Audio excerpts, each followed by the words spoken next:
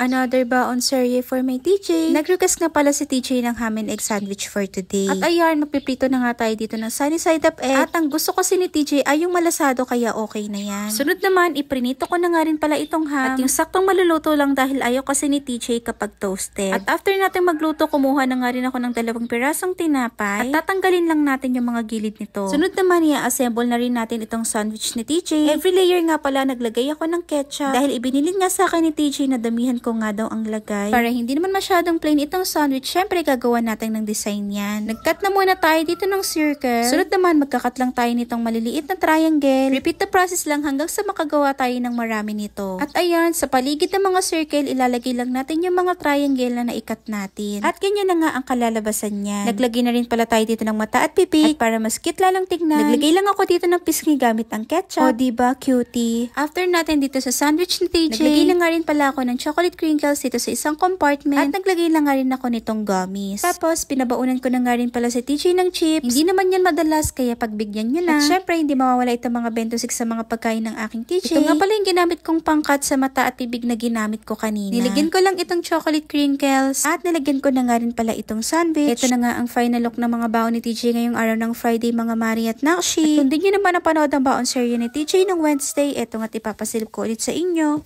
Another baon serye for my TJ. Mabilis ang preparation lang naman ito dahil sobrang simple lang naman ang request na baon ni TJ for today. At gusto nyo lang naman na palaman sa kanyang tinapay. Scrambled egg lang at lagyan ko lang daw ito ng ketchup. O diba ang tipid nga ng baon ni TJ for today. Pero aminin natin, masarap naman talagang ipalaman ng scrambled egg. Lalo na kapag nilalagyan ng banana ketchup. Mas okay nga sana kung pandesal yung gagamitin ko ditong tinapay. Kaya lang wala kasing malapit na pandesalan dito sa aming lugar. Kaya ayun, tasty na nga lang yung ginamit ko dito. At para hindi naman ito masyadong plain tignan, naglagay na nga lang pala ako ng lettuce dito sa kanyang lunch box. Tapos, tinupi ko lang ng ganito yung ginawa kong sandwich. At para magkaroon naman ng design, lalagyan na rin natin ito ng mga bento sticks. At itong mga mata-mata nga yung mga naisipan kong ilagay. At para mas colorful tignan, naglagay na nga lang pala ako ng mga silicone cup dito sa 2 compartment. For the fruits naman, mango na naman pala yung na-request ni TJ. Tapos, tag-add na nga lang din pala ako dito ng gummies. At ito na nga ang final look ng mga baon ni TJ ngayong araw ng Wednesday, mga Mari at Nakshi. Ayun lang. Bye!